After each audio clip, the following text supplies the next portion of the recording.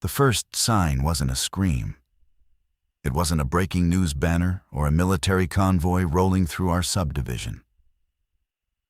It was a dog, Mrs. Avery's golden retriever, Biscuit, standing at the edge of her yard at 3 a.m,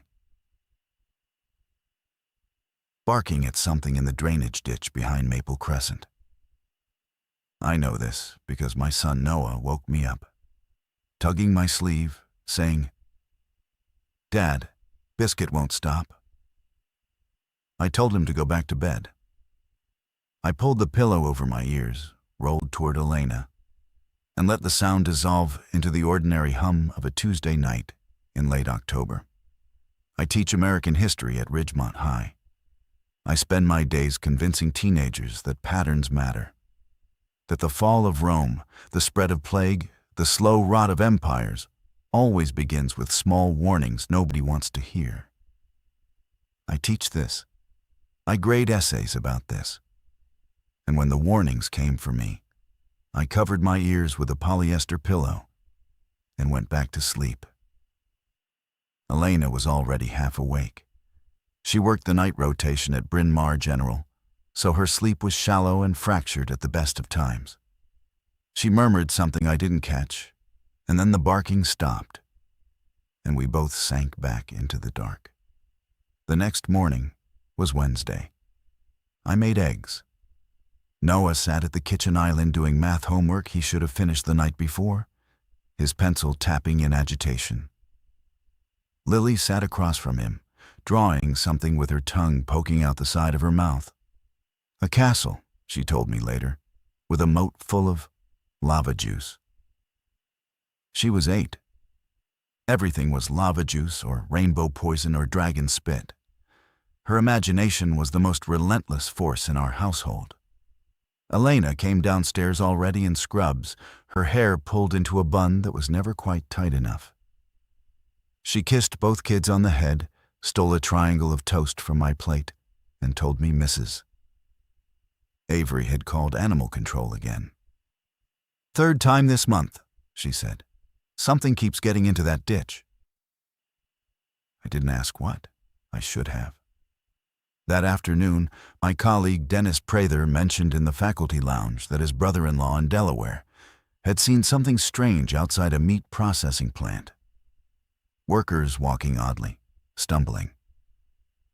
Like they were drunk, Dennis said, peeling an orange, except it was 6 a.m. and they were coming off a 12-hour shift. He laughed. I laughed. Greg Halloran from the science department made a crack about fast food finally catching up with America. We all laughed.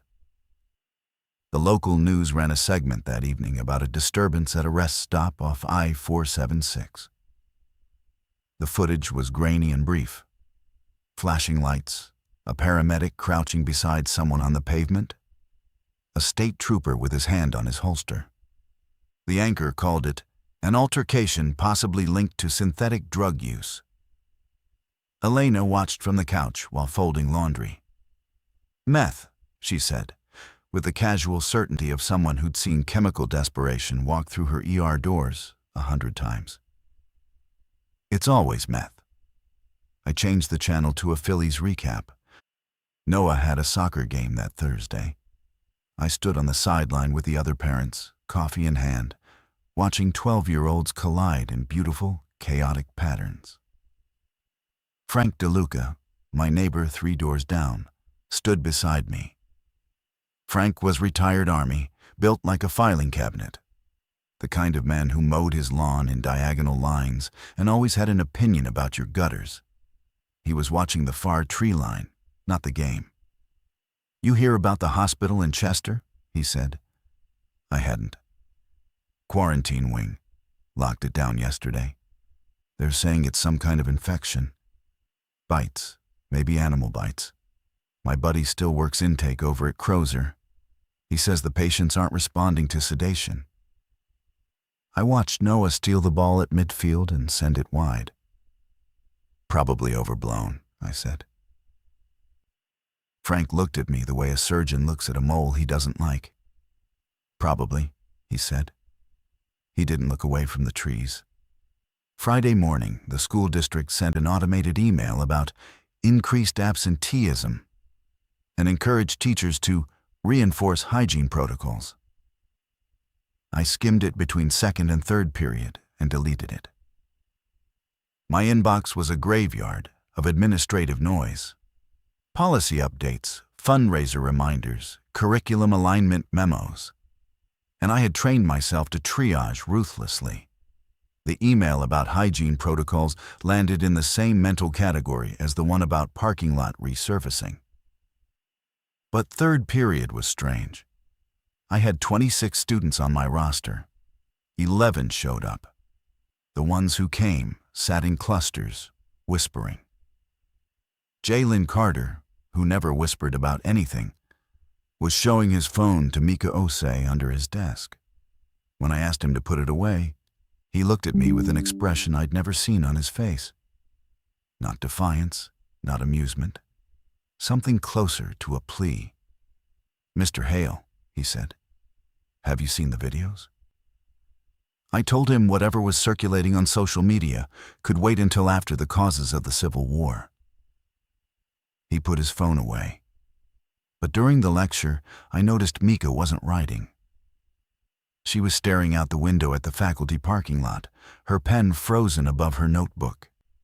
At lunch, I checked my phone. Elena had sent 3 texts in quick succession. The first said the ER had been on diversion since dawn. The second said 4 patients had been brought in with identical symptoms: high fever, aggression, pupils blown wide, unresponsive to verbal commands. The third just said, "Come home early if you can." Elena didn't text like that. She was a woman who kept her composure the way other people kept house, meticulously, as a matter of principle. The fact that she'd sent 3 texts in 11 minutes told me more than the words themselves. I didn't leave early. I had a department meeting at 2:15 about standardized testing benchmarks. I sat in that meeting for 40 minutes while Patricia Morrow walked us through data visualization slides. And I told myself that whatever was happening at the hospital was a staffing issue, a bad flu season starting early, a statistical blip. When I got home at 4, Noah was in the backyard kicking a ball against the fence. Lily was inside watching cartoons. Elena wasn't home yet. Her shift had been extended. The house smelled like the cinnamon candles she always lit on the kitchen windowsill. And everything was so aggressively normal that I felt foolish for the low hum of unease that had followed me from the school parking lot. Frank was on his porch when I checked the mail. He waved me over. "They closed Chester," he said. "Closed it how?"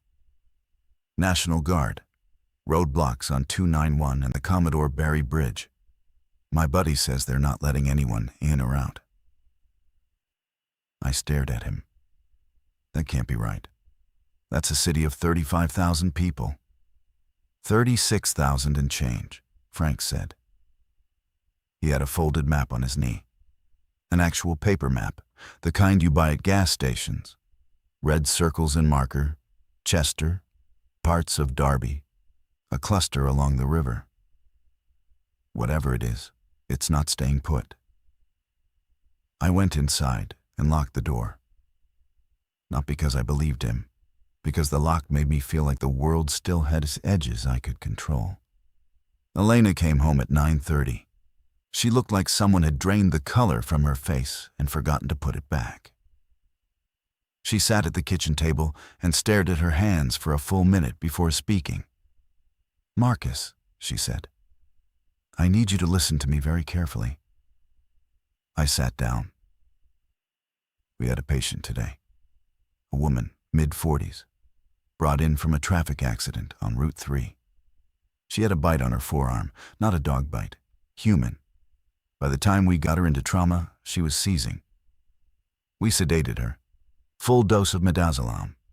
She broke through it in 11 minutes. She bit Dr. Kapoor through his glove.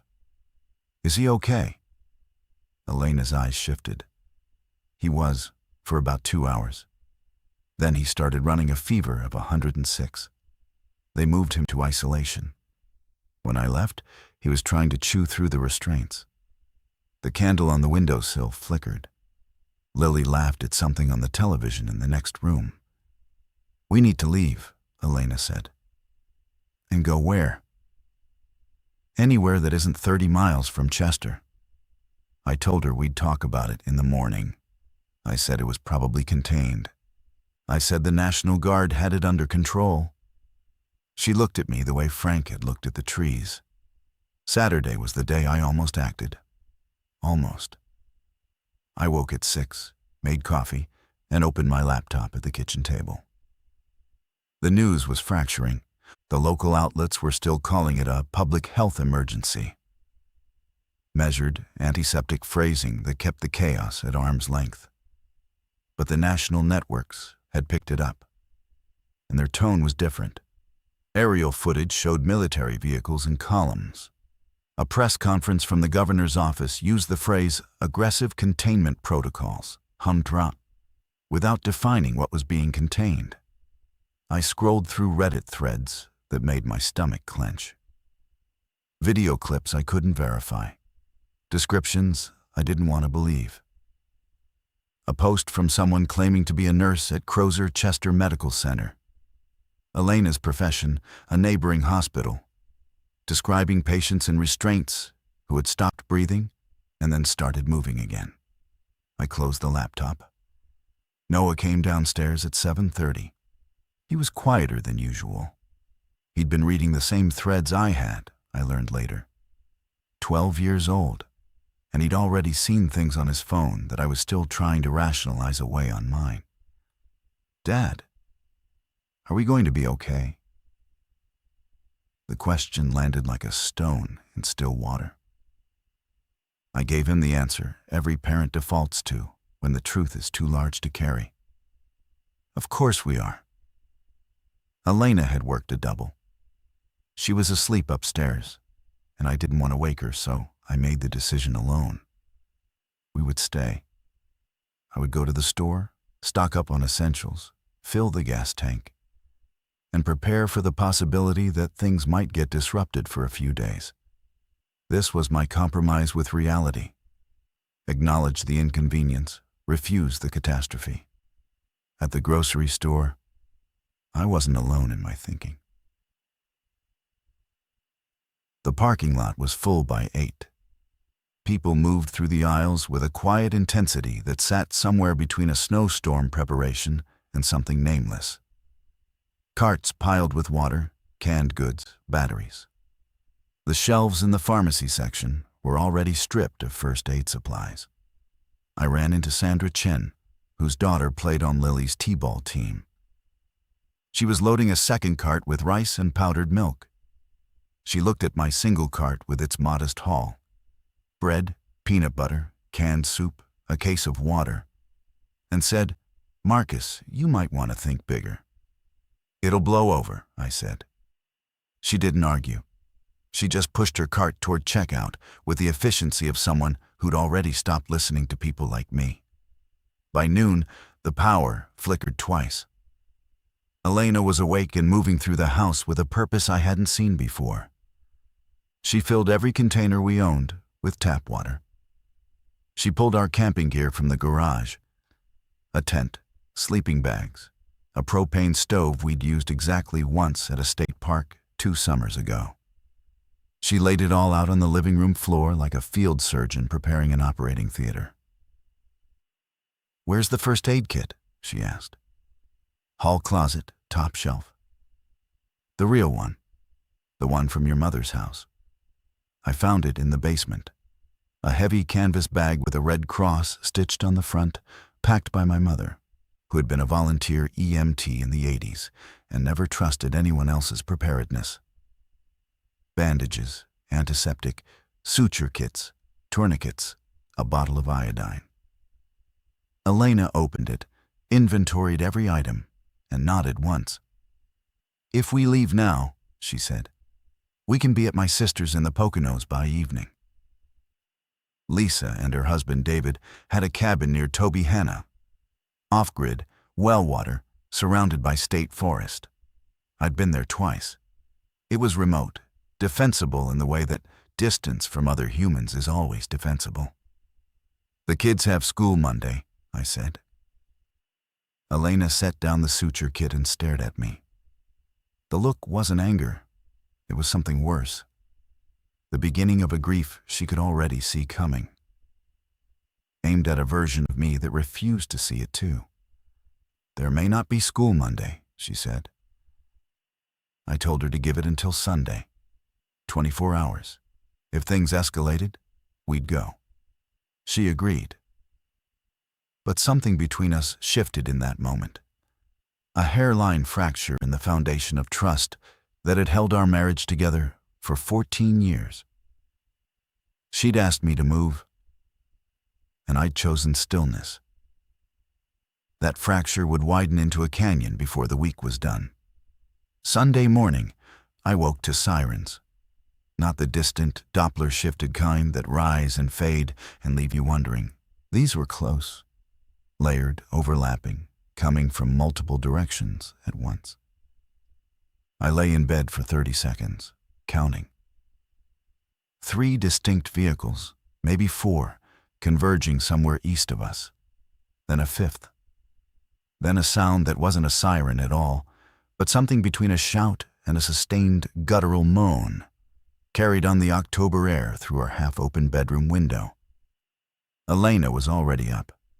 I found her in the hallway outside the kids' rooms, phone pressed to her ear, speaking in the low, controlled voice she used when delivering bad news to patients' families. She saw me and held up one finger. Okay. Don't go outside. Lock the doors and stay away from the windows. I'll call you back." She hung up. That was Lisa. The news just reported outbreaks in Scranton and Allentown. The Poconos route is compromised. The word compromised hit differently than any blocked or closed. It implied something active, something spreading, something that had already moved past the boundaries I was still pretending existed. I went downstairs. Through the kitchen window, I could see Frank DeLuca's house. His truck was idling in the driveway, packed with supplies under a tarp. His wife, Marion, was carrying boxes from the garage. Frank himself stood at the end of his walkway, scanning the street with binoculars. I stepped outside. The air was cold and tasted metallic, though that might have been my imagination. 3 houses down, the Patel's front door was open, but no one was visible inside. Across the street, the Moreno family was loading their minivan with the kind of controlled urgency that comes from having already made the decision I was still avoiding. "Frank." He lowered the binoculars. "You leaving?" "Thinking about it." "Stop thinking. Start packing. We're heading to Marion's family place in central PA. Dairy farm, well off the main roads. You're welcome to follow." "Where exactly?" "Mifflinburg, Snyder County. 3 hours if the roads are clear." "Are they clear?" Frank's jaw tightened. "They were an hour ago. That window is closing." I looked back at my house. Through the front window, I could see Lily sitting on the couch, holding her stuffed elephant, watching cartoons that the networks were still somehow broadcasting. Noah was beside her, but he wasn't watching the screen. He was watching me through the glass. I went inside and told Elena about Frank's offer. She was already packing. 2 duffel bags sat open on our bed. One for the kids, one for us. She moved with the precision of someone running a code in the ER. Each action deliberate, each item selected for function over sentiment. 15 minutes, she said. Tell the kids to pick one thing each. 1. Noah chose his soccer ball. Lily chose the stuffed elephant, whose name was Professor Trunks. I stood in my study looking at shelves of books, at framed photographs, at the small clay handprint Lily had made in kindergarten, and I felt the absurdity of selection. The cruelty of being asked to compress a life into what your arms can carry. I grabbed the first aid kit, the camping bag, the lockbox from the closet shelf that held our documents, and $200 in cash.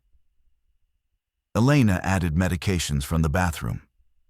Antibiotics from an old prescription, ibuprofen, Benadryl, her blood pressure medication, Noah's inhaler. We were loading the car when it happened. 3 houses east, where the Patels' front door had been standing open, something moved. It came down the porch steps in a way that was wrong. Not walking, not falling, but something in between, like a marionette being operated by someone who had only seen humans move in photographs. It was Mr. Patel. I recognized his frame, his dark hair, the blue polo shirt he wore on weekends. But his gait was fractured, his head angled at a degree that suggested the muscles in his neck were no longer following the same instructions as his legs. Elena saw him before I did. She grabbed my arm with a force that surprised me. "Get the kids in the car, now!" Her voice left no space for debate. I picked up Lily, who was standing on the porch holding Professor Trunks, and buckled her into the back seat.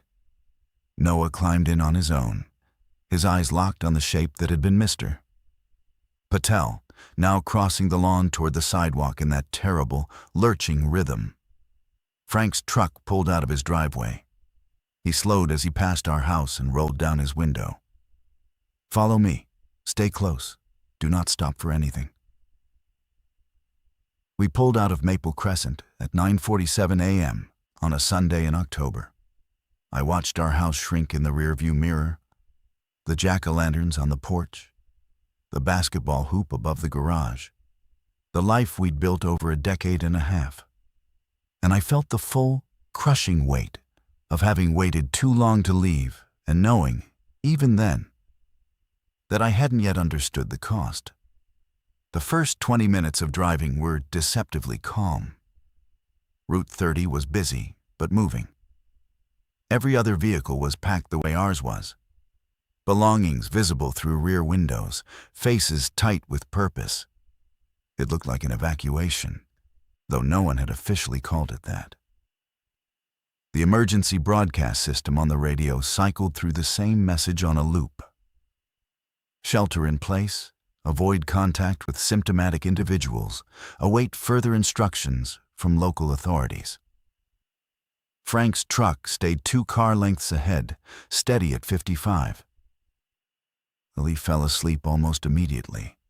Her capacity for sleep in moving vehicles was supernatural, a gift I envied in that moment more than I ever had before. Noah sat beside her, earbuds in but not playing anything. He was watching the road with the vigilance of a co-pilot.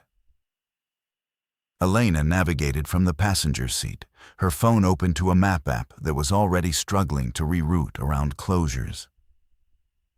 "Route 30 to 202 North is clear for now," she said. "But there's something flagged near King of Prussia. Heavy congestion. Can we bypass it?" "If we take back roads through Valley Forge, maybe. But that adds 40 minutes. Frank knows the way." I texted Marion. She says Frank has 3 routes memorized. Of course he did.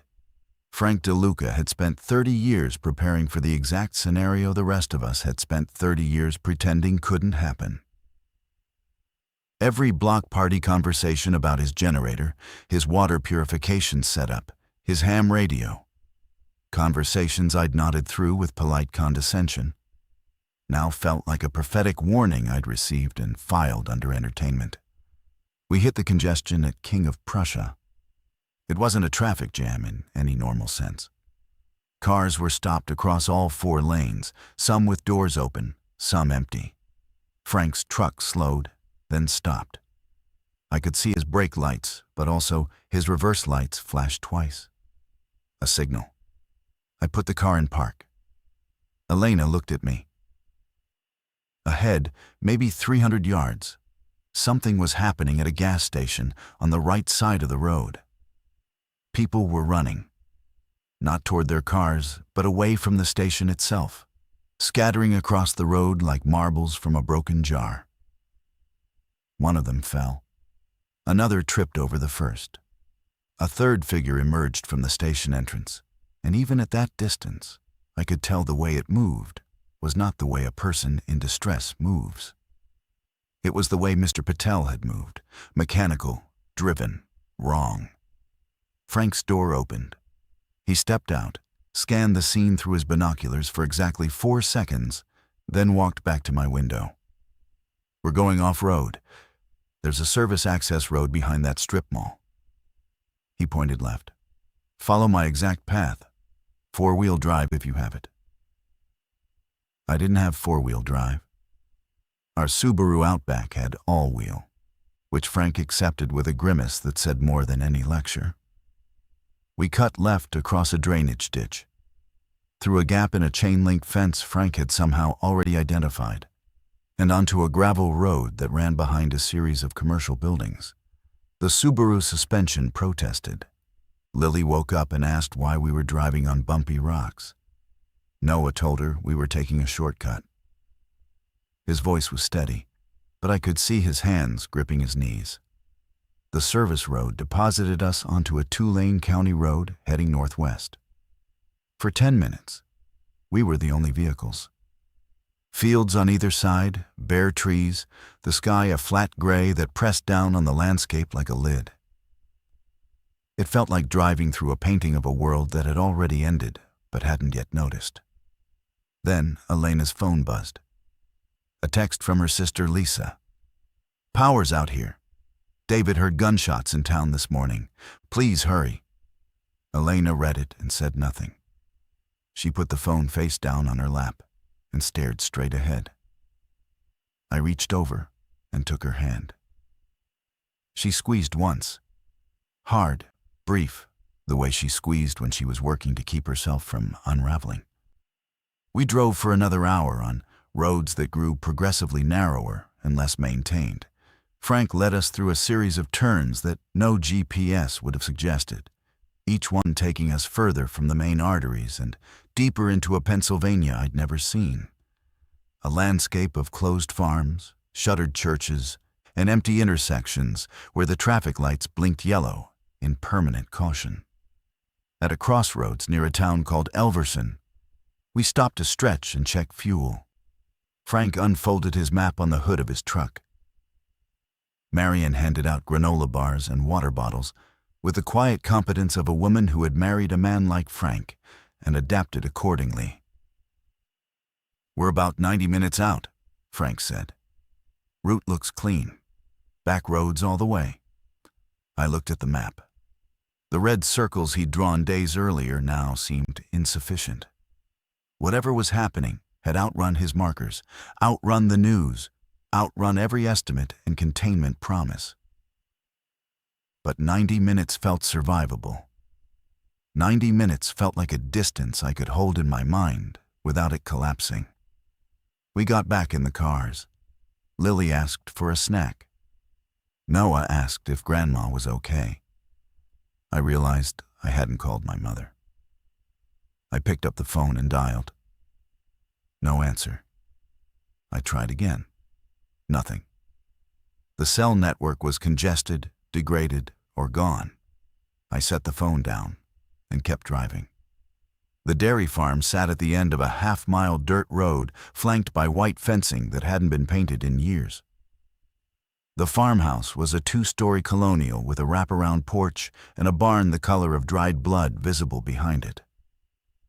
Marion's family, her brother Hank and his wife June, stood on the porch as we pulled up, watching our arrival with the cautious hospitality of people who had been expecting company but hoping it wouldn't be necessary.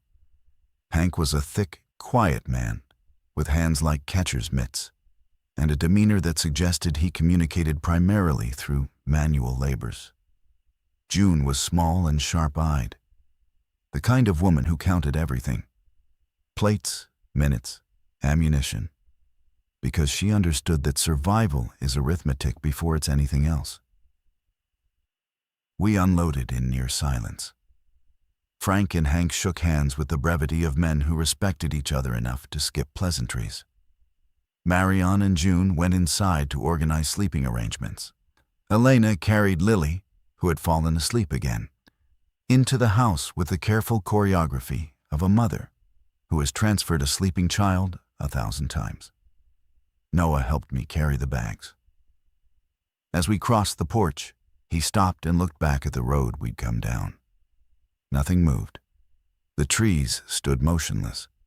The sky was the color of wet cement. "Dad," he said, "what happens if they come here?" "They won't," I said. The words tasted like sand. Inside, the farmhouse was warm and smelled of wood smoke and something savory. June had a pot of stew on the stove, and the normalcy of that aroma was so disorienting that I had to steady myself against the kitchen doorframe. Here was a world that still operated on the logic of meals and warmth and shelter, and I wanted to believe I had driven my family into its embrace just in time. Frank convened a meeting at the kitchen table within the hour. He spread his map, now annotated with new marks from a portable radio he'd been monitoring. Hank contributed local knowledge, which roads were passable, where the nearest National Guard checkpoint had been reported, which neighbors were still on their properties and which had left. The infection, or whatever we're calling it, is moving faster than containment, Frank said. The military is pulling back to urban perimeters. That means rural areas like this are going to be on their own within 48 hours. On our own how? I asked. No utilities, no emergency services, no supply chain. Whatever we have is what we have. June pulled a spiral notebook from a drawer and began cataloging. The farm had a well with a hand pump, a root cellar stocked with preserved vegetables and canned goods, enough for maybe 3 weeks if rationed carefully. A generator with 40 gallons of diesel, 2 hunting rifles, a shotgun, and a .22 pistol that Hank used for pest control, propane tanks for the stove, a chicken coop with 8 laying hens. The fencing is decorative, Frank noted, pointing at the white rails. We need actual barriers. Hank, what do you have for lumber? Barns full of oak planks. I was going to rebuild the equipment shed. That shed can wait. We start boarding up ground floor windows tomorrow at first light. Priority. Entry points, sight lines, fallback positions. I listened to Frank and Hank plan a defense perimeter for a dairy farm in Snyder County, Pennsylvania, and I tried to reconcile the absurdity with the necessity. 2 weeks ago, I had been grading papers about Gettysburg. Now I was sitting in a farmhouse 60 miles from Gettysburg, listening to a retired sergeant map defensive positions against an enemy that used to be our neighbors. Elena sat beside me, her hand on my knee. She hadn't spoken during the meeting.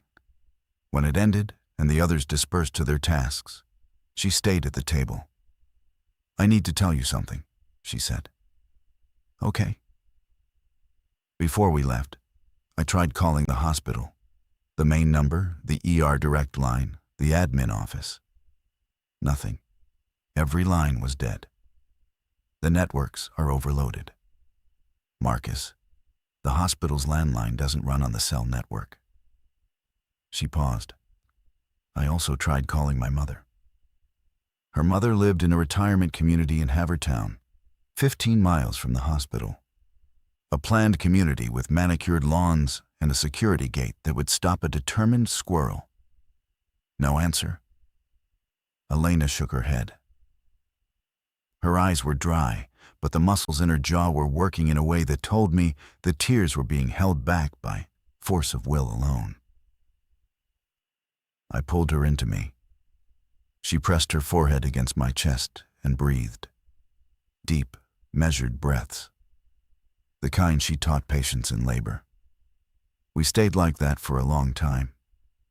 2 people holding each other in a stranger's kitchen while the world outside reorganized itself around a new and terrible logic. The first 3 days at the farm operated on a rhythm that felt almost sustainable.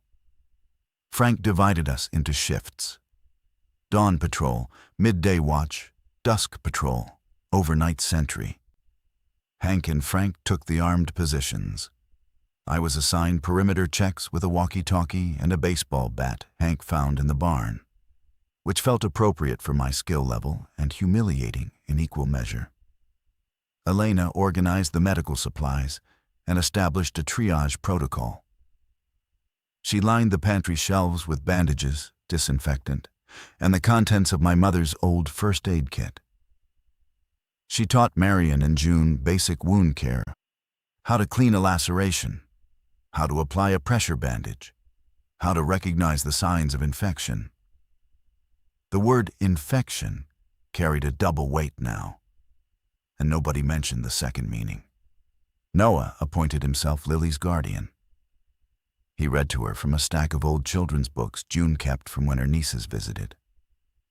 He built forts with her in the living room, using couch cushions and blankets.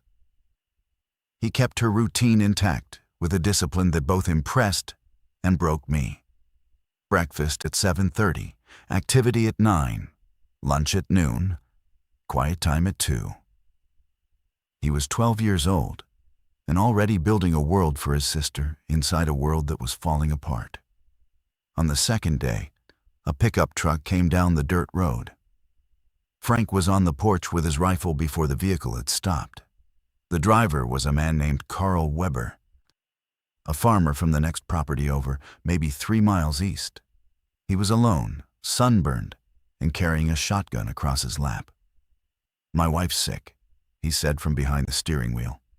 He didn't get out. Frank kept the rifle low, but visible. "Sick how?" "Fever. Started yesterday. She won't eat, won't talk, just lies there making this sound. Like humming, but lower." Elena stepped onto the porch behind Frank. "Was she bitten?" Carl's face twisted. "She cut herself on the garden shears 2 days ago.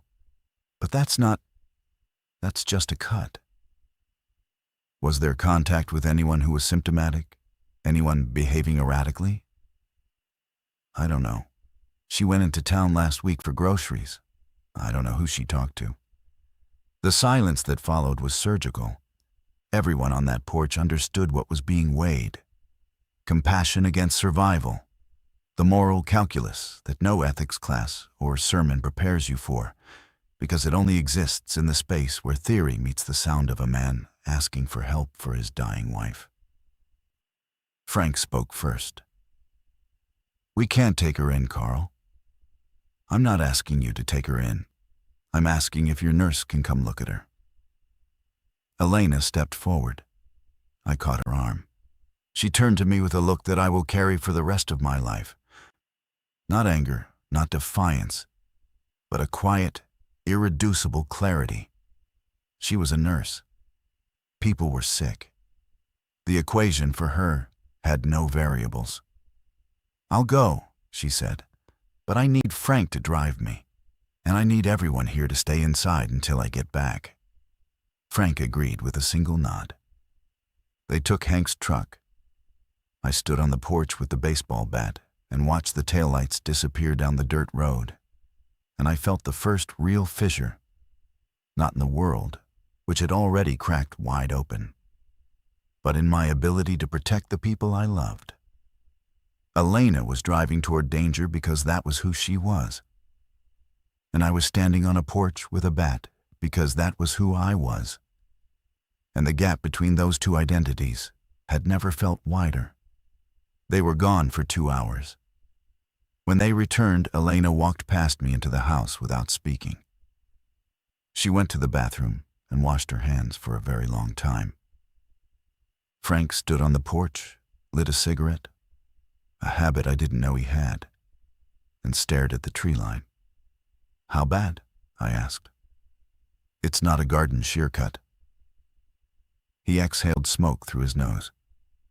The wound was necrotic. Black edges, no bleeding. And the sound she was making wasn't humming. I've heard that sound before. In Fallujah. when we found rooms where people had been left to turn. Turn into what? Frank looked at me with the patience of a man who had stopped expecting civilians to keep up. Into whatever comes after. Elena didn't sleep that night. I found her at 2 a.m, sitting at the kitchen table with a flashlight and a medical textbook she'd found on June's shelf. An outdated family health guide from the 90s, useless for what we were facing, but apparently comforting in its structure. She was writing notes in the margins with a pencil. I sat across from her. The house was silent, except for the ticking of a wall clock and the occasional creak of the floorboards as the overnight sentry, Hank, that night, moved through his rounds. "Talk to me," I said. She set down the pencil. Mrs. Weber's wound wasn't from garden shears. It was a bite mark. Human dentition. Carl either didn't know or didn't want to say. Is he infected? He wasn't showing symptoms when we left. But incubation seems variable. Some people turn in hours, others take days. There's no consistent timeline, which means there's no reliable quarantine window. What did you tell him? I told him to keep her restrained. I told him to watch for pupil dilation, jaw clenching, loss of verbal response. I told him that if she stopped recognizing him, he needed to leave the house immediately. She paused. I also told him not to come back here. The hardness in her voice was new. Not cruel, protective. Elena had spent her career in a system designed to help everyone. And the collapse of that system was rewiring her priorities in real time. The woman who had once driven 40 minutes in a blizzard to check on a patient after discharge was now drawing borders around our survival with the detached precision of a field medic, deciding who gets the last unit of blood. The next morning, a new problem arrived. June's inventory had revealed a gap. We had food for 3 weeks, but medications for less than 1. Noah's inhaler had 2 refills left. Elena's blood pressure medication would run out in 10 days. Hank took a daily aspirin regimen for a cardiac condition he mentioned with the reluctance of a man who considered health a private failure. "We need a supply run," Frank said at the morning meeting. "There's a pharmacy in town. Lewisburg, about 12 miles. If it hasn't been looted, we can stock up on essentials." "Who goes?" Hank asked.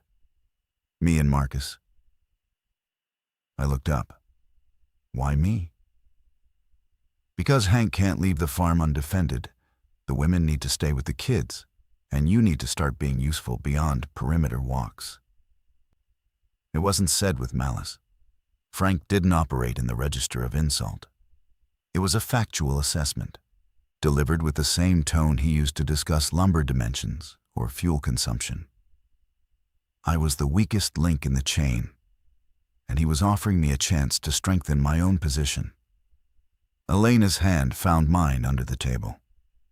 She squeezed. The same hard, brief pressure as in the car. An anchor thrown from a ship that was already moving.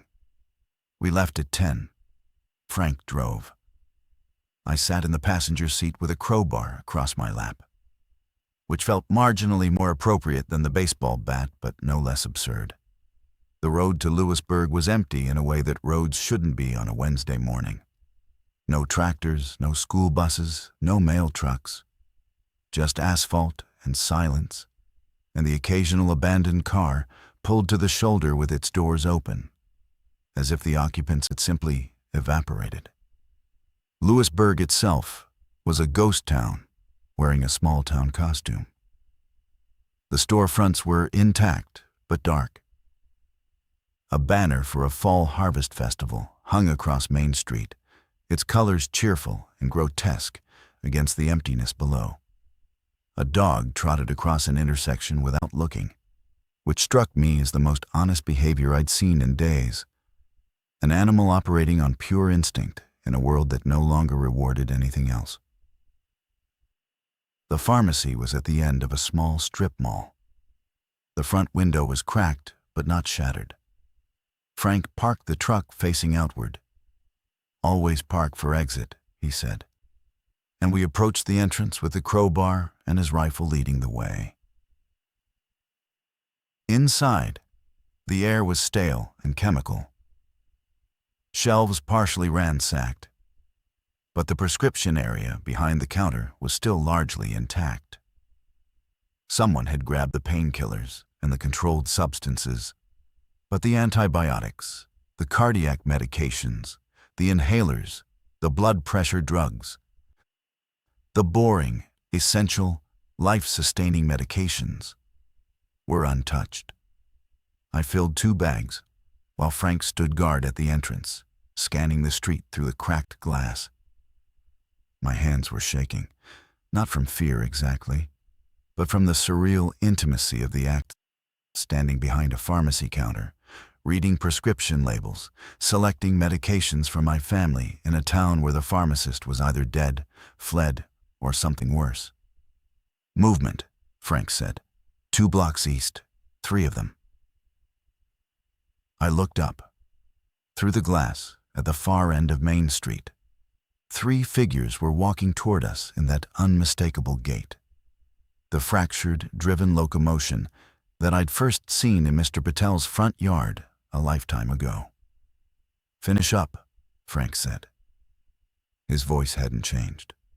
The same flat, operational tone. "We leave in 60 seconds. We made it back to the farm without incident, but the silence in the truck was different from the silence of the road. Frank drove with one hand on the wheel and the other resting on the rifle propped between the seats. And I understood that the world had just delivered its final warning. The figures in Lewisburg were not isolated. They were not contained. They were the new population of every town between here and wherever the edge of this thing was, which might have been nowhere at all. When we returned, something had changed at the farm, too. Marion met us at the door, with the expression that compressed urgency and caution into a single look. "We had visitors while you were gone," she said. 2 families had arrived. One from Mifflinburg proper, a couple with a teenage son, and another from somewhere south. A woman traveling alone with twin girls around Lily's age. They had seen the smoke from the farmhouse chimney and followed it like a signal. Hank had let them onto the property, but kept them outside the house until Frank returned. They were sitting on the porch when we pulled up. The couple, Dan and Teresa Marsh, looked exhausted in the specific way of people who have been running without a plan. Their son, Tyler, was maybe 16, tall and sullen, with headphones around his neck that he kept touching as if they were a talisman. The woman with the twins was named Grace Okafor. She spoke softly, carried nothing but a diaper bag and a kitchen knife, and had the 1,000-yard stare of someone who had already seen whatever we were still bracing for. Frank assessed them the way a border agent assesses travelers, not with hostility, but with a pragmatism that left no room for sentimentality. "Are any of you injured?" "No." "Have any of you been bitten, scratched, or in physical contact with an infected person?" "No." "Do any of you have skills that contribute to group survival?" Dan was a mechanic. Teresa had worked in food service. Tyler said nothing. Grace had been an elementary school teacher. "A mechanic is useful," Frank said to me quietly. "The generator's been knocking."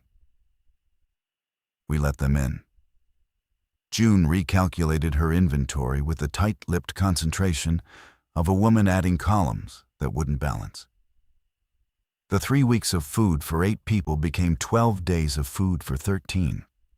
The math was inarguable, and it pressed against the walls of the farmhouse like rising water. That evening, I found Noah in the barn with Tyler.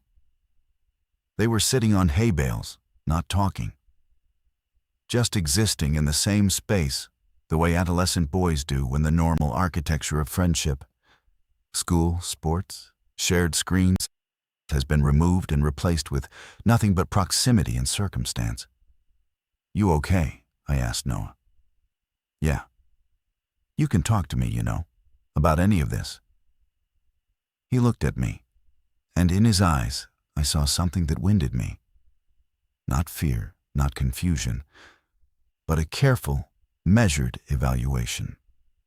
My 12-year-old son was assessing whether I was someone worth talking to about the end of the world. And I could see the verdict forming. Could see him weighing my days of denial, my grocery store optimism, my slow and reluctant retreat from normalcy, and finding me insufficient. "I know, Dad," he said. And then he went back to sitting in silence with Tyler. And I went back to the house carrying a weight that no amount of lumber or ammunition could offset. Grace put her twins to bed in the same room as Lily.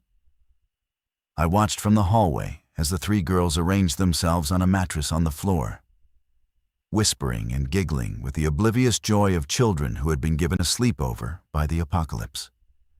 Lily introduced Professor Trunks to the twins, whose names were Ada and Zuri, and they held a solemn ceremony to make the stuffed elephant an honorary member of their group.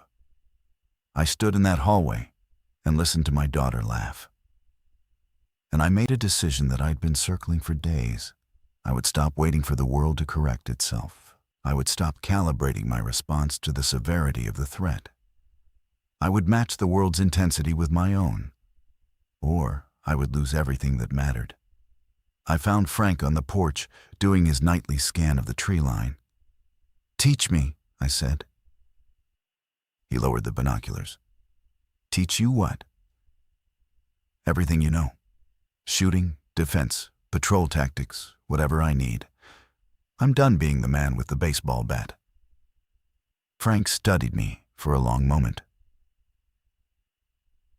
Then he reached into his jacket and pulled out the .22 pistol, the one Hank used for pest control, the smallest and least impressive weapon on the property. "Tomorrow at dawn," he said. "Don't be late." Frank was a ruthless teacher, not cruel. He lacked the ego for cruelty, but unsparing in his conviction that competence was a moral obligation. At dawn on day 5, he walked me to the back of the barn, set up a row of tin cans on a fence rail, and handed me the .22. "Stance, grip, sight picture, trigger control," he said. "In that order. Everything else is noise." I fired 60 rounds that morning. I hit the cans maybe a third of the time. Frank corrected my grip twice, my stance 3 times, my breathing constantly. By the end, my hands were sore, my shoulders ached, and I had a rudimentary understanding of how to put a bullet roughly where I wanted it to go. "You're not a marksman," Frank said, "but you're not helpless. That's enough for now." He moved on to patrol tactics: how to clear a doorway, how to scan a room, how to move through open ground without silhouetting yourself against the sky. He taught me to listen for the sound the infected made, the low tonal drone that preceded their appearance. He taught me to watch for movement patterns, the way they clustered near sound sources and dispersed in silence. "They're not strategic," he said. "They don't think. They don't plan. They respond to stimulus. Noise, movement, proximity. Use that. Be quiet, be still, be aware. That's your survival margin." While Frank rebuilt me into something marginally functional, the farm was developing fractures of its own. The arrival of the Marsh family and Grace had changed the social chemistry in ways that were subtle but corrosive. Dan Marsh was helpful with the generator and the vehicles, but he had opinions about resource allocation that conflicted with June's careful rationing. He wanted to send a party to raid the Walmart distribution center that he claimed was 15 miles south. Frank vetoed the idea on grounds of risk.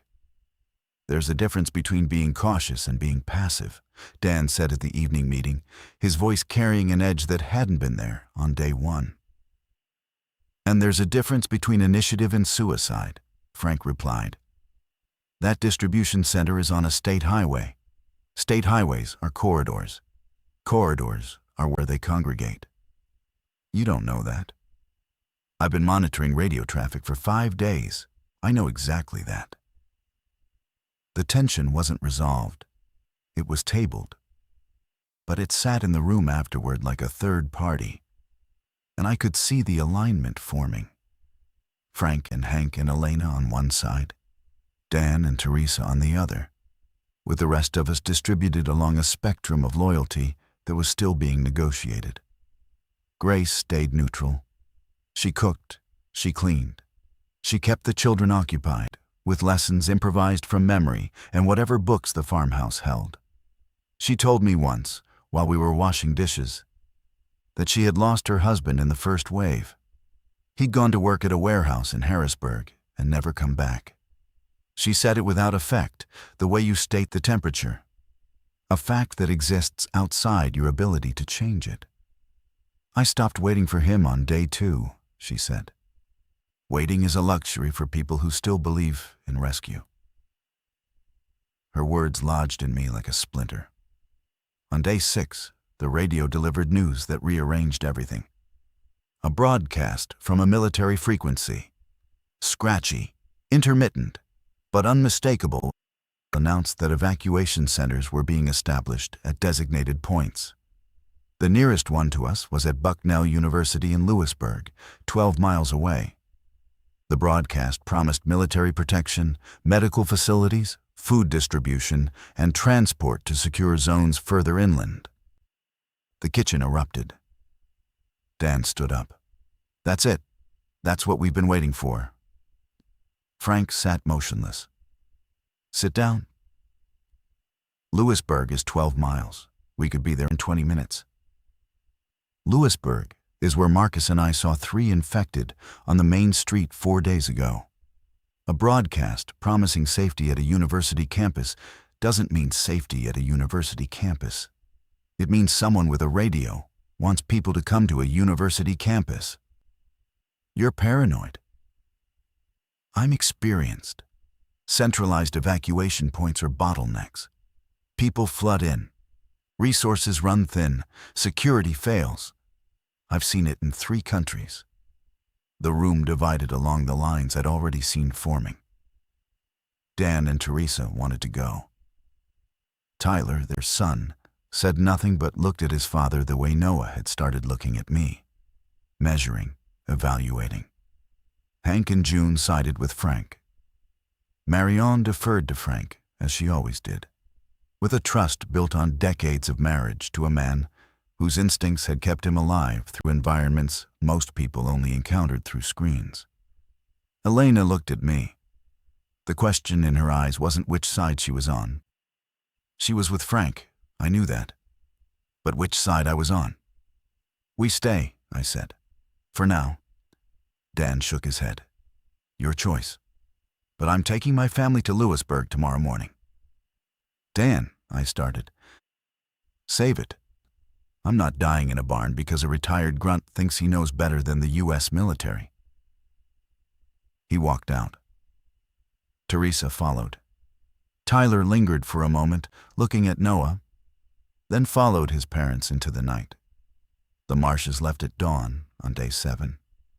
Dan had the truck loaded before sunrise. Their belongings, half a case of water he claimed was his share, and a hunting rifle Hank had reluctantly lent him. Teresa sat in the passenger seat with her hands folded, her expression sealed. Tyler climbed into the back without a word. Frank stood on the porch and watched them go. He didn't try to stop them. He didn't offer final advice.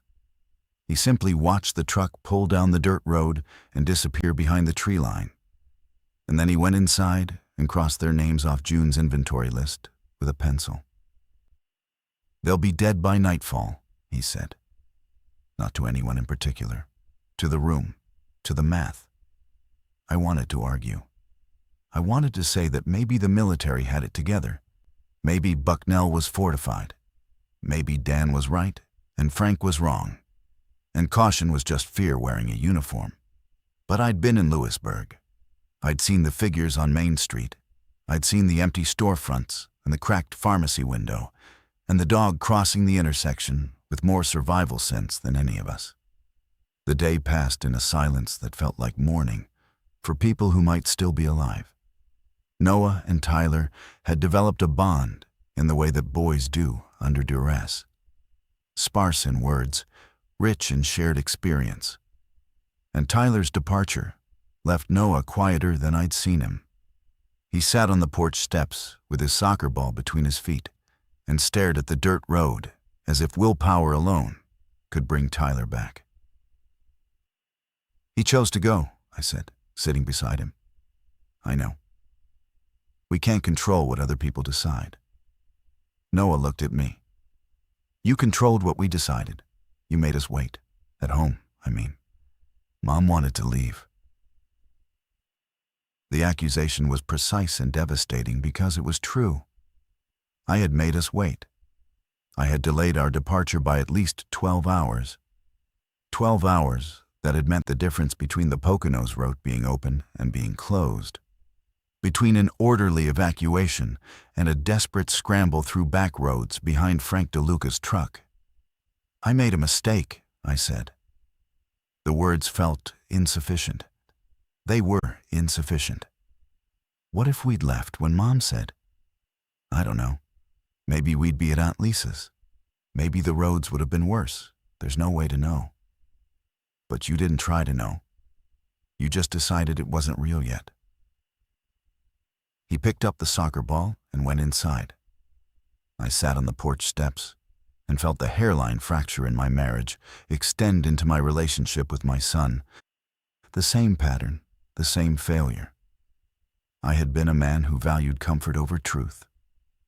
And the people who loved me had paid for it.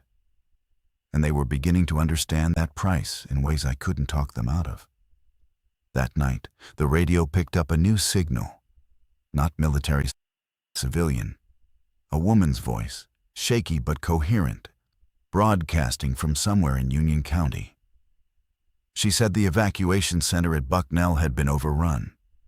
She said the military had pulled out after the perimeter was breached. She said there were hundreds of people trapped inside the gymnasium with no protection and no way out. Frank turned off the radio. Nobody spoke. Elena put her hand over her mouth. Marion closed her eyes. June wrote something in her notebook and then set the pencil down as if it had become too heavy. Dan, Teresa, Tyler. The names hung in the air like smoke. I went to the bathroom and closed the door and stood with my hands on the sink and breathed. In the mirror, a man stared back at me who looked like Marcus Hale but carried a different weight behind his eyes. The weight of accumulated consequence, of warnings heard and dismissed, of exits missed, because the world outside the window had still looked enough like the world inside to justify staying put. When I came out, Elena was waiting in the hallway. "I need to tell you something," she said. "And I need you to not react the way you usually react." I braced. Grace heard the broadcast too. She wants to leave. She wants to take Ada and Zuri south, toward her family in Maryland. That's insane. Maryland could be worse than here. I know, but she's an adult, and those are her children, and we can't hold people here. We're not holding anyone. We're keeping them alive. Marcus. Elena's voice dropped to the register she used when she needed me to hear her beneath my own noise. Keeping people alive against their will is captivity. Letting them choose and helping them prepare is community. We're one or the other. I helped Grace pack the next morning. Frank gave her the .22, my training weapon, the gun that had taught me to stop being useless. He showed her how to load it, how to aim, how to breathe. She listened with the attentiveness of a woman who had already survived the unsurvivable and intended to keep surviving. Lily cried when Ada and Zuri left. She stood in the driveway clutching Professor Trunks and watched the car pull away. and her tears were the purest expression of grief on that farm, uncomplicated by strategy or blame or self-preservation. She simply missed her friends, and the world that had taken them was too large and too incomprehensible for an 8-year-old to process as anything other than sadness. I picked her up and held her on the porch until she stopped crying. She pressed her face against my neck, and I could feel her breath slow from ragged gasps to steady rhythm. And I promised myself, silently, with the weight of a vow, that I would not lose her. Whatever this cost, whatever I had to become, and I would not lose her. Day 9 brought the breach. It happened at 3 a.m. during Hank's watch. A section of the fencing on the east side of the property, the decorative white rails that Frank had never trusted, collapsed under the weight of 7 infected who had wandered out of the tree line in a cluster. Hank heard the wood snap and saw them crossing the pasture in the moonlight, moving with that terrible, automated gait, drawn by the generator's low hum. He fired twice. The shots woke everyone. Frank was out the door in seconds, rifle in hand, wearing only a t-shirt and boots. I followed with a crowbar because the .22 had left with Grace, and I hadn't yet earned a replacement. The scene in the pasture was lit by the porch floodlight. 4 of the 7 were down. Hank's marksmanship was better than his conversation, but 3 were still advancing. Frank dropped one at 40 yards. Hank got another. The last one reached the porch steps before Frank put it down with a shot that echoed off the barn and faded into the black. We stood in the aftermath, breathing hard, looking at the shapes on the ground. They had been people. The closest one was wearing a Bucknell University sweatshirt. The detail was so specific and so terrible that it functioned as a complete narrative in a single garment. They followed the road, Frank said, from the evacuation point, walking 12 miles. In how many days? They don't stop. They don't rest. They don't navigate. They just move toward stimulus. The generator's been running 20 hours a day. That's a hum you can hear a half-mile out on a still night. We turned off the generator. The farmhouse plunged into a darkness that felt like submersion. June lit candles. The children were awake, Lily crying, Noah white-faced but silent. Elena checked everyone for injuries, scratches, anything. She moved through the house with a flashlight, inspecting hands, arms, faces, with the focused intensity of a woman scanning for the one flaw that could kill them all. Nobody was hurt. But the farm's illusion of safety, the white fencing, the long dirt road, the distance from town, had shattered as completely as the rails in the east pasture. "We can't stay here," I said. Frank looked at me. It was the first time I'd seen him uncertain, not afraid. Frank didn't operate in the frequency of fear, but uncertain in the way a strategist becomes when the variables exceed the model. "Where do you suggest?" he asked. "I don't know, but they found us once. The generator brought them. The chimney smoke could bring more. We're visible, audible, and immobile. That's 3 ways to die." Elena stood in the doorway. "He's right, Frank." Marion nodded. Hank said nothing, but his eyes moved to June, and in that glance was the entire weight of a man confronting the possibility of abandoning his family's land, the fields his father had plowed, the barn his grandfather had built, for a future that had no fixed geography and no guaranteed destination. "One day," Frank said. "We take one day to plan, pack, and choose a route. We leave at dawn the day after tomorrow." We spent that day like surgeons preparing for a complicated operation. Every task had a sequence, a purpose, a contingency. Food was portioned into transportable quantities. Water containers were sealed and labeled. The remaining ammunition was counted, divided, and assigned. Frank burned his map and started a new one based on radio intelligence gathered over the previous week. Elena packed the medical supplies with the same meticulous care she'd shown on the first day. But now, her inventory was leaner, harder, stripped of anything that wasn't immediately life-sustaining. She left behind the family health guide. She left behind the suture kits. She packed antibiotics, painkillers, bandages, and Noah's inhaler refills. And she did it with the economy of a woman who had recalibrated the boundary between necessary and hopeful. That night, I sat with Lily on her mattress and read her a story from one of June's old books.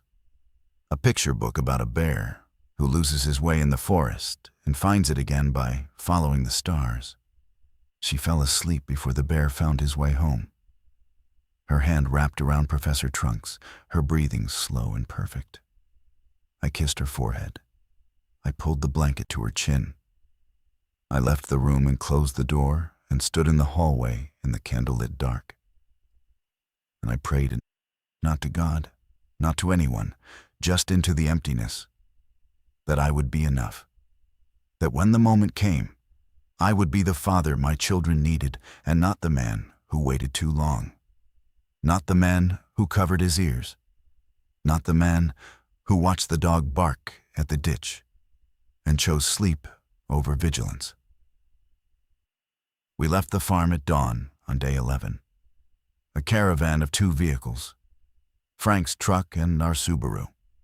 Hank and June rode with Frank and Marion.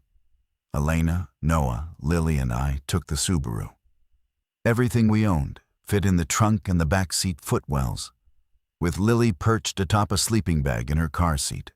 Professor Trunks stationed in her lap like a co-pilot. Frank's new route took us north, away from the urban corridors, away from the evacuation points and their gravitational pull, into the rural highlands where population density dropped to single digits per square mile, and the chances of encountering the infected decreased proportionally. The destination was a fire lookout tower Frank had identified through radio contact with a forest ranger who was still broadcasting from somewhere in the Allegheny National Forest. The ranger said the tower was defensible, elevated, remote, and had a spring-fed water source nearby. He said he'd been alone up there for 6 days and hadn't seen a single infected. The first 4 hours of driving were quiet and cold. November had arrived without announcement, and the trees along the road were skeletal, their leaves stripped by wind and frost. The sky was the kind of white that promises nothing. No sun, no rain, just a flat, indifferent expanse that made the landscape feel like a photograph of itself. Lily sang. Not a real song. A made-up melody with lyrics that changed every time she repeated the chorus. Something about a rabbit who was also a spaceship pilot. The absurdity of it, the stubborn, luminous absurdity, was the most human sound I'd heard in weeks. Elena closed her eyes and listened. And I saw the corner of her mouth lift. And that small, involuntary movement was worth more than any plan Frank could draw on a map. We stopped for fuel at a farmstead that had been abandoned. Frank siphoned gas from a tractor while Hank stood guard. I walked the perimeter of the property, crowbar in hand. I'd been promoted from the baseball bat, but not yet to a firearm. A hierarchy of lethality that Frank maintained with quiet rigor. The farmstead was intact, its owners gone. Their departure evidenced by open drawers, missing coats, a half-eaten meal on the kitchen table turning green. In the barn, I found a wall calendar still showing October. A child's drawing was pinned to the corkboard beside it. A family of stick figures standing in front of a house with a smiling sun. I stared at it for too long. Elena found me. Marcus, we need to go. I peeled the drawing off the corkboard, folded it, and put it in my pocket. I don't know why. A talisman, a record, proof that other families had existed in this same configuration. Parents, children, a house, a future, and that the configuration had meant something, even if the future hadn't held. We drove for another 2 hours before the road became a problem.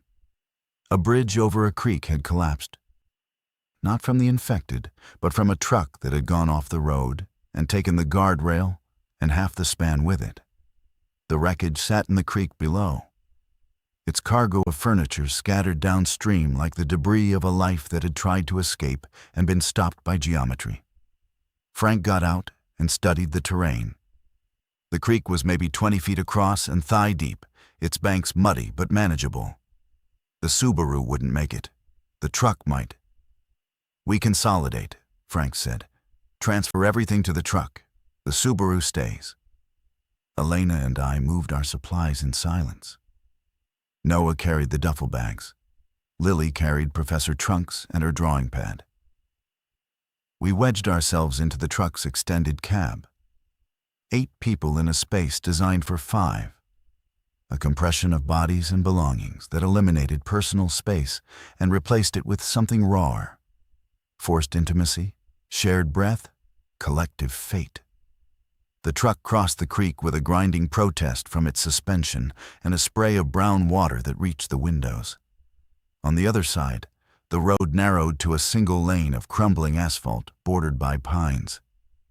The GPS had stopped working miles ago. Frank navigated by compass and memory and the occasional handwritten sign nailed to a tree by someone who had passed this way before.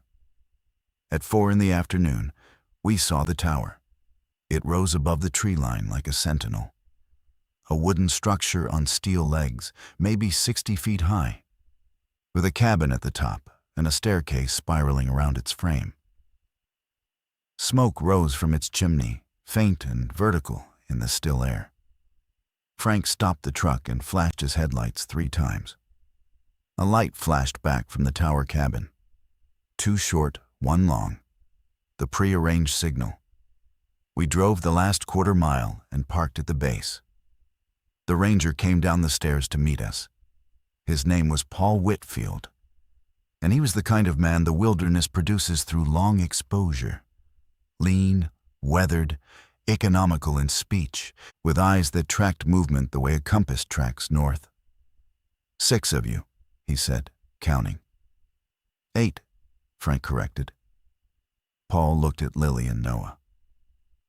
Something in his expression shifted, a softening that came not from sentimentality, but from the recognition that children represented something the infected had taken from the world.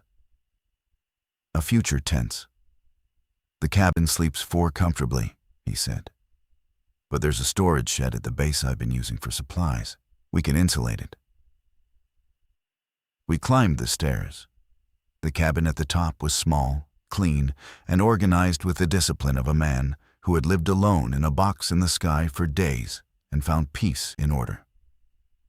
A wood stove, a cot, shelves of canned food, a radio that crackled with distant voices, and a view, a 360-degree panorama of forest that stretched to every horizon, unbroken, uninhabited, and for the first time, in 11 days, safe. Lily pressed her face against the window. "Dad," she said, "we're above the trees." "We are. Can the sick people climb trees?" I looked at Frank. He shook his head once. "No, sweetheart, they can't."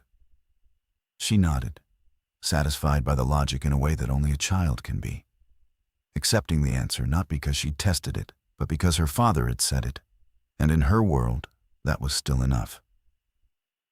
We settled into the tower and the shed below it, with the cautious optimism of shipwrecked survivors who found land but aren't sure about the soil. Paul was a generous host within the constraints of his resources. He knew the forest the way Frank knew defense, instinctively, comprehensively, with a depth of knowledge that came from years of paying attention to a landscape most people only drove past. He showed Hank and Frank where to find the spring. He taught Marion and June which plants were edible and which would kill you in creative and unpleasant ways. He lent Noah a pair of binoculars and gave him the job of scanning the tree line from the tower platform, a task that my son took to with a seriousness that transformed him from a 12-year-old boy into something closer to a young man with a purpose. Elena organized the medical supplies in a corner of the cabin and conducted health checks on everyone. June's blood pressure was elevated. Hank's cardiac condition needed monitoring. Lily had a cough that Elena attributed to the cold air and the cramped truck ride, but she watched it with the attentiveness of a mother who was also a nurse and understood that in a world without hospitals, a cough was a negotiation between the body and fate. For 3 days, the tower held. The forest was quiet.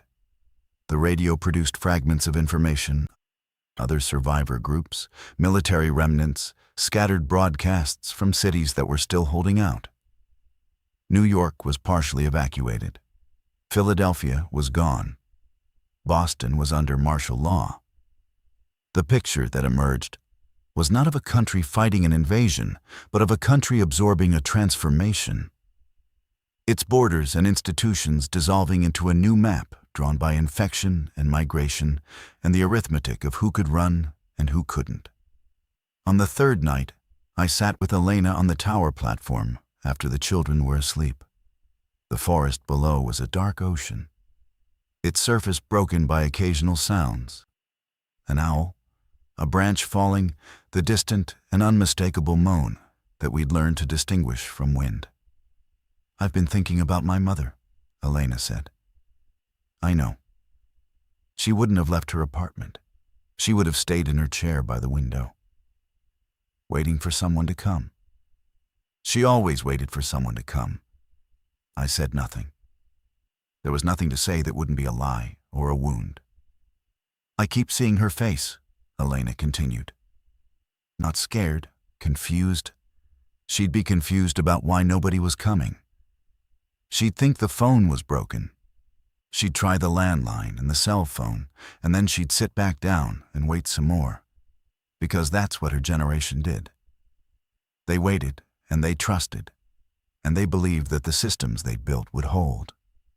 "Elena, I'm not asking for comfort, Marcus. I'm telling you that I've accepted it.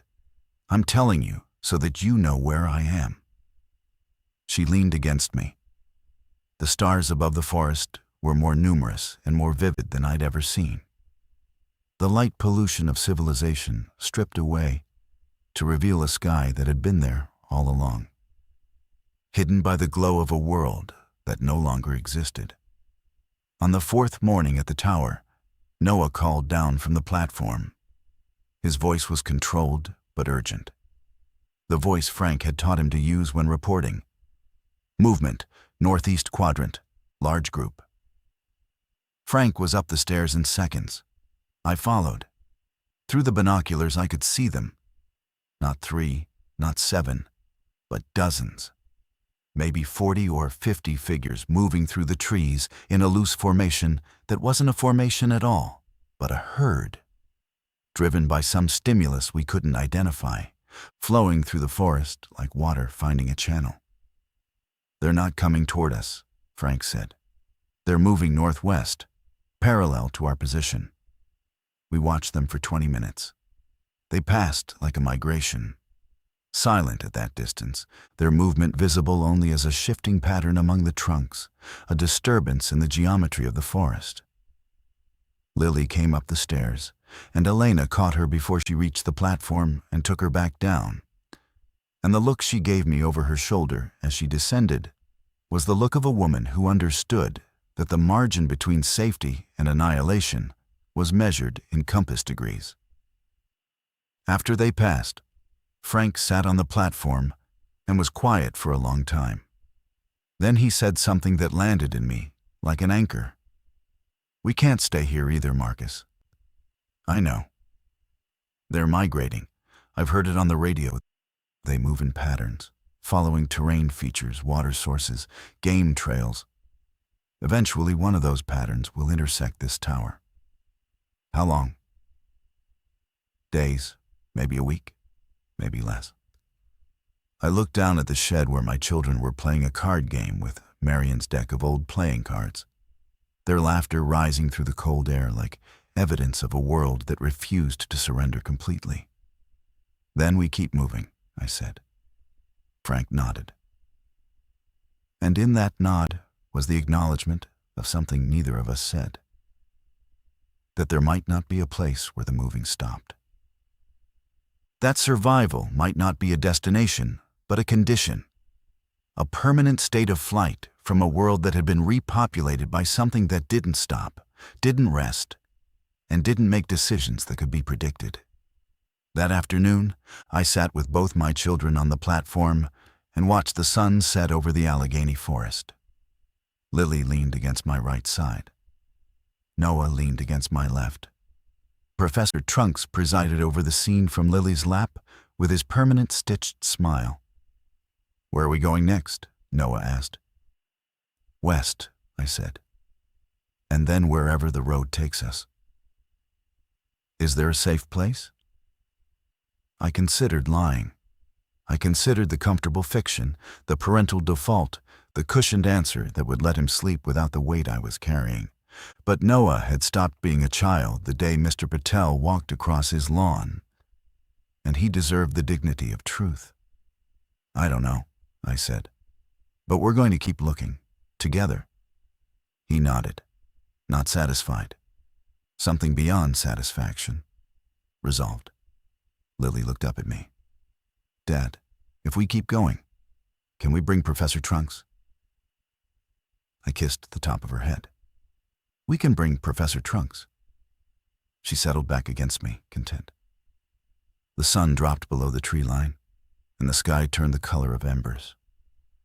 And I held my children on a platform above the world and understood, finally and completely, what I had almost lost, and what I would spend whatever remained of my life protecting.